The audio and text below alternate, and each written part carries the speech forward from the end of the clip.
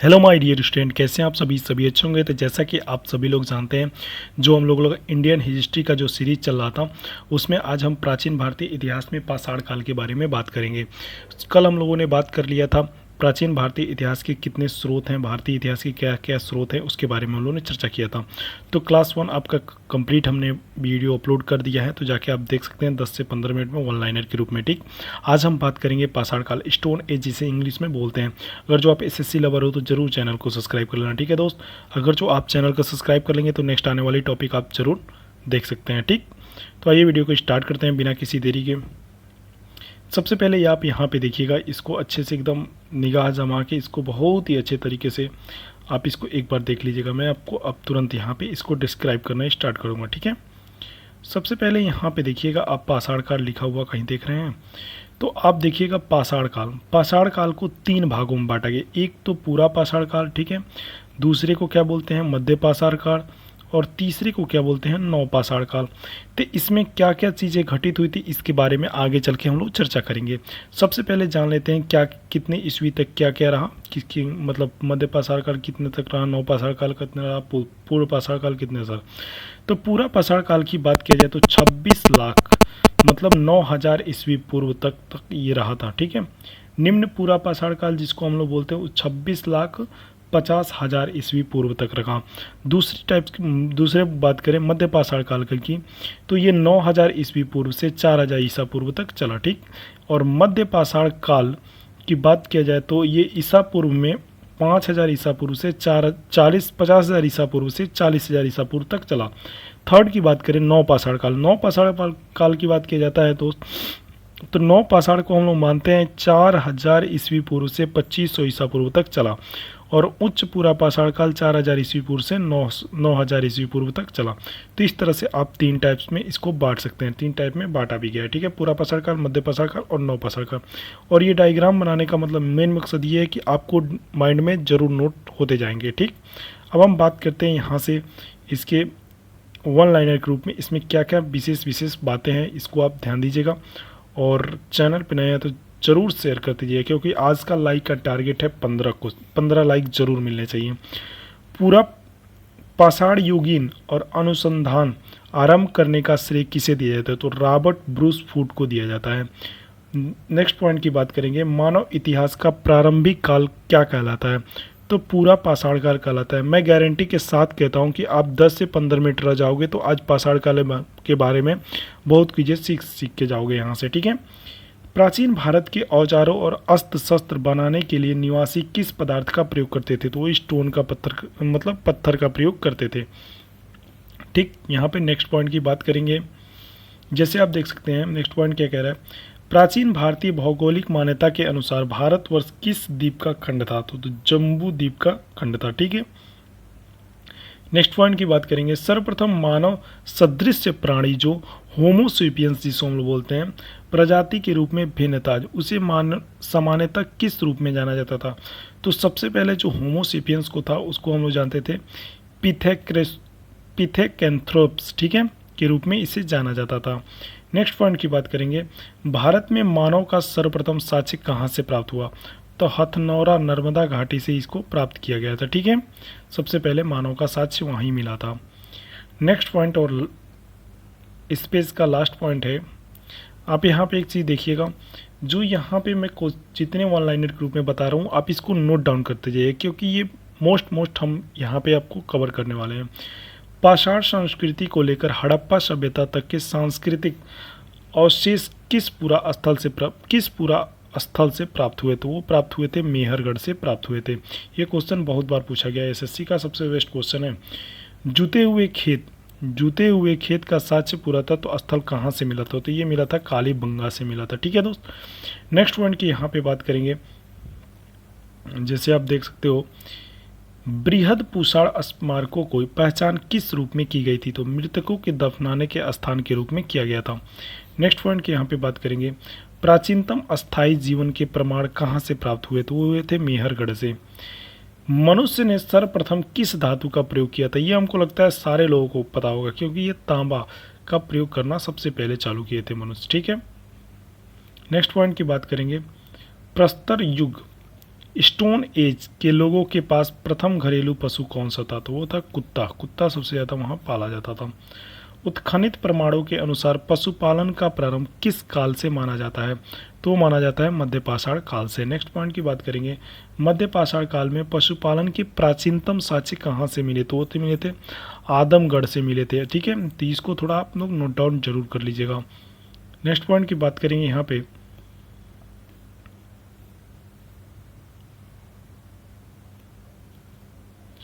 मानव द्वारा खद्दानों की कृषि सर्वप्रथम किस काल में प्रारंभ हुई थी? तो वो हुई थी नवपाषाण काल में। ठीक है, नेक्स्ट पॉइंट की बात करेंगे, मानव द्वारा प्रयोग में लाए जाने वाला प्रथम अनाज कौन सा था? तो जौ, जिसे हम लोग ब्रेली बोलते हैं इंग्लिश में। चाकोलिथिक युग, चाकोलिथिक युग किस नाम से, अन्य नाम से जाना जाता है? तो ताम्रपाषाण युग के नाम से जाना जाता है। नेक्स्ट पॉइंट की यहाँ पे बात करेंगे, कुछ यहाँ पे डिस्कशन है तो थोड़ा बारीक दिखा हुआ है, थोड़ा इसको आप ध्यान दीजिएगा। ठीक है,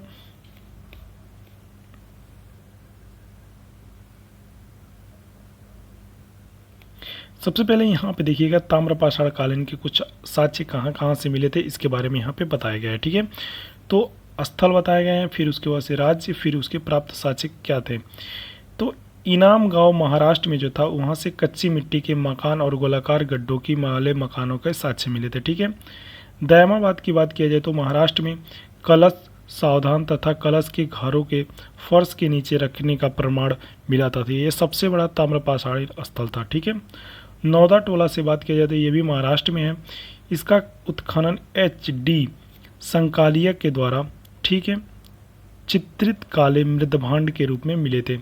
निवासी की बात किया जाए तो ये भी महाराष्ट्र में। पटसन का प्रथम साक्ष्य और लाल तल पर काली डिजाइन वाले चाक का निर्मित बर्तनों का प्रमाण मिला था।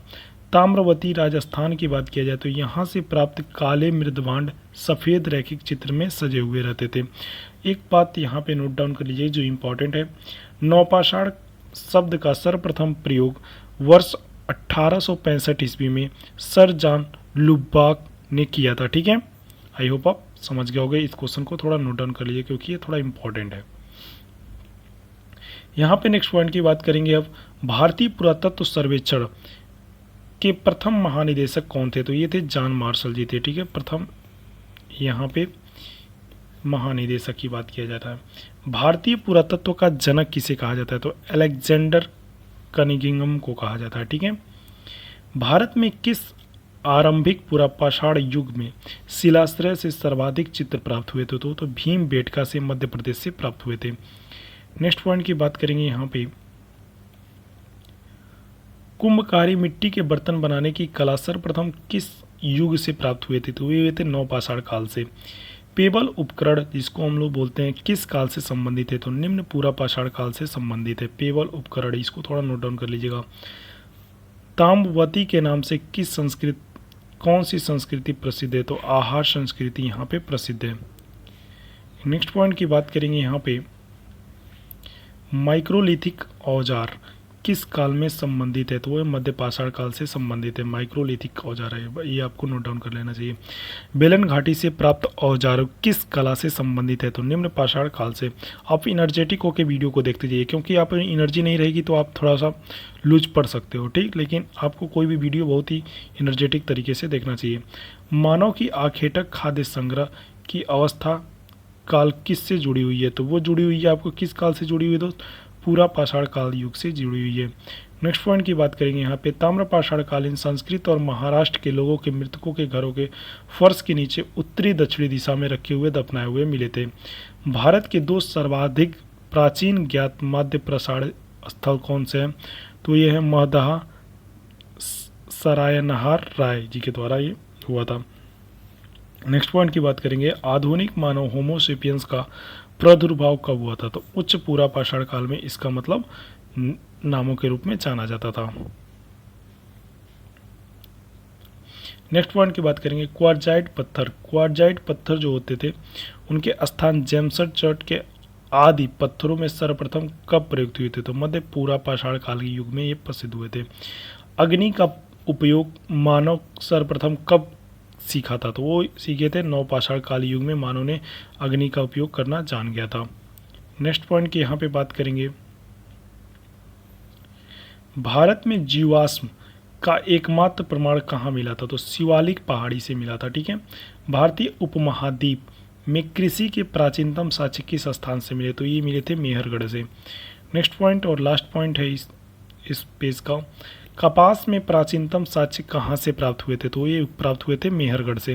तो ये आपका था पूरा पाषाण काल का कुछ क्वेश्चन। देखिए कुछ और यहाँ पे कुछ क्वेश्चन हैं, जैसे हड्डी निर्मित उपकरण किस भारतीय पुरातात्विक स्थल से प्राप्त हुए थे? तो वे हुए थे सराय नहर राय से प्राप्त हुए थे। गौरिक मृदभांड पात्र नामकरण कहाँ से प्राप्त हुआ था? तो हस्तिनापुर से प्राप्त हुआ था।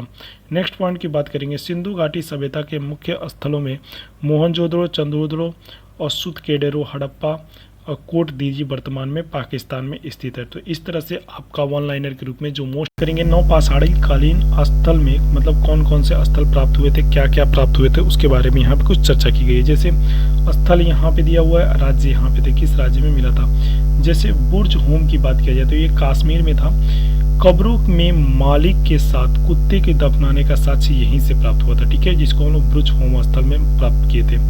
नेक्स्ट पॉइंट की यहाँ पे बात करेंगे, जैसे कि गुप्त कराला की बात की जाए तो ये भी कश्मीर में कृषि एवं पशुपालन के साक्ष्य, हड्डी निर्मित औजार, धूसर मृदभांडों का प्रमाण, सिलबट्टा और हड्डी निर्मित सुई के साक्ष्य भी प्राप्त यहीं से हुए थे। ठीक है, गुफरन्ना से। नेक्स्ट पार्ट की बात करेंगे, मेहरगढ़ पाकिस्तान में क्या क्या मिला था? गेहूं की 3 एवं जौ की 2 किस्मों की खेती प्राप्त वहां पे मिली थी। कि कच्चा प्रमाण वहां पे कच्चे ईंटों के आयताकार मकान और प्राचीनतम अस्थाई जीवन का साक्ष्य भी मिला था। मतलब वहाँ पे लोग अस्थाई जीवन भी जीते थे, इसके कुछ साक्ष्य वहाँ पे मिले थे। गेहूं के 3 प्रकार से प्रजाति मिली थी और जौ की 3 प्रकार की मतलब खेती के बारे में बताया गया था। नेक्स्ट और लास्ट पॉइंट की बात करेंगे, महादहा उत्तर प्रदेश में है, जो गोलाकार झोपड़ियों के प्रमाण मिले, जिसमें धान के अलावा जौ की खेती, पशुवाड़ा के भी साक्ष्य यहाँ पे मिले थे। कोल्डियवा की बात किया जाए तो ये यूपी पीसीएस का सबसे इम्पोर्टेंट टॉपिक पॉइंट है यहाँ पे। ठीक है, कोल्डियवा से धान की खेती का प्रमाण प्राप्त हुए, जो धान की खेती में भारत में नहीं है बल्कि विश्व में सबसे प्राचीनतम साक्ष्य माना जाता है। ठीक, आई होप आपको ये वीडियो पसंद आई होगी। चैनल पर नए तो चैनल को लाइक करिएगा। Thank you so much.